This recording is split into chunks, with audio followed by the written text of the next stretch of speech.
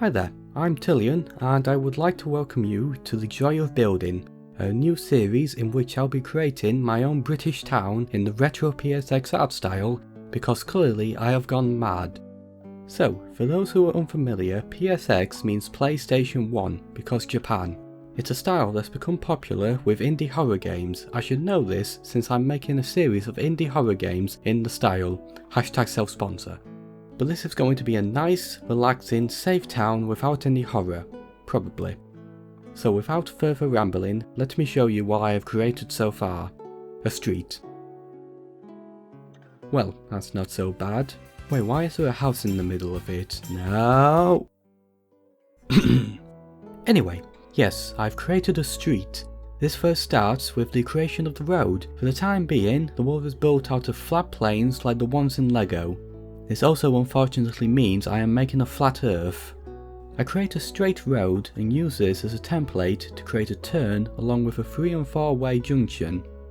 With these I can snap them together and create a simple layout with no major issues. I'll improve that later with better curves. With the road laid out I can create some houses, so I took a photo of an actual English house and crushed it down into a cube and turned that into a house.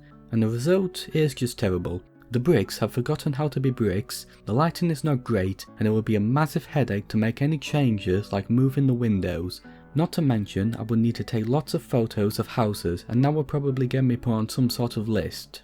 So instead, I built a modular design with cut out windows and doors that I can move around to create many different designs. For now I have this semi-detached house made. It does not have a great amount of detail right now, but I can add more to it later.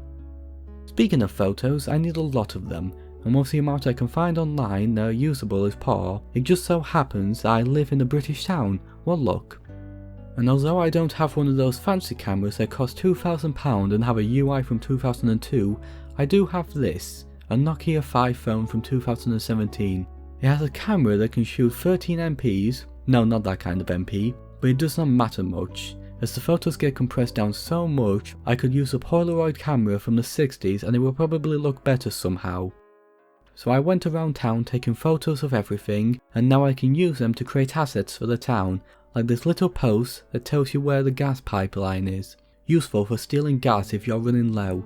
Some other stuff too, like an electrical box and a red telephone box. These days is more likely to contain a defibrillator rather than a telephone, but let's just pretend the town is scared of the future. I make some other stuff like these fences, and currently I am using some free assets like these trees and lampposts. But in future I want to replace these with assets that are more accurate to an English town. And the final piece needed for a true English street. No, not lots of rubbish thrown everywhere and massive potholes. No, it's a street name sign. And what better name to use for the town's first street than First Street? I promise the names will be better in future. Speaking of names, I want to get you the viewer involved in this series. It's humble beginnings, so there's like 5 of you still watching, but you can help shape the town. Leave comments below or join the Discord server and tell me your ideas and suggestions for future builds, names of streets, and the grand prize, what to actually call the town. I hope you all have great ideas and that YouTube's automatic comment flagging system won't explode. Thank you for watching and see you in the next episode that will be released at some point in the future. Unless you're watching in the future and a ton of episodes are already out, in which case you better catch up and get involved. For fun, here's some stats on how the project is currently going along with a top down view of the map. Thanks for watching till the end, bye.